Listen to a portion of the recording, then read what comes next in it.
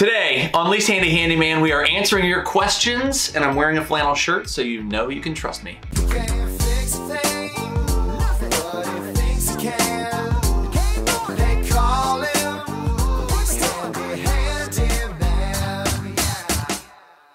So a couple of weeks ago, I asked you to submit your home improvement, remodeling, home maintenance questions on social media. So today we're gonna open up the social media mailbag and I'm gonna answer your questions, so let's get right to it. Okay, Jay asks, why does my kitchen sink growl at me when I flip that one switch? That's a great question, Jay. I've got this a lot. That's an electrical problem that you're having in your house. So there's two solutions really for that. First of all, you could go to your breaker board and just power down the whole house. And then when you flip that switch, it won't happen.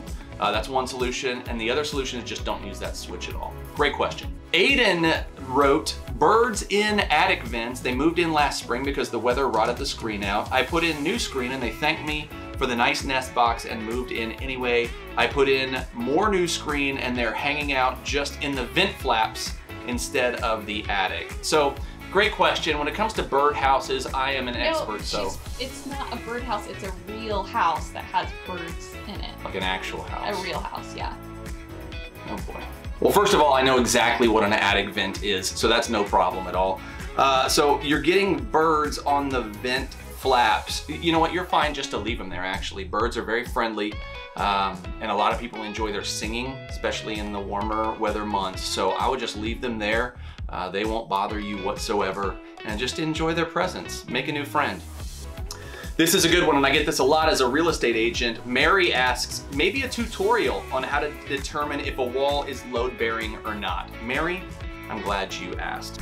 So this is how you figure it out, right? Like this is a house, right?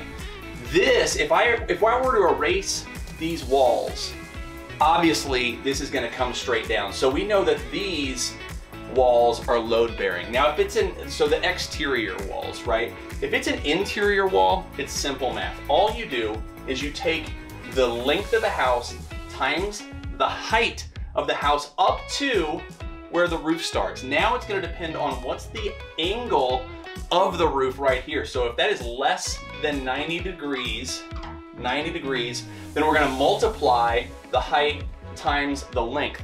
Also, houses aren't 2D, they're 3D, right? So we gotta draw in that, and that really probably it's load bearing. I don't feel like you probably should touch it.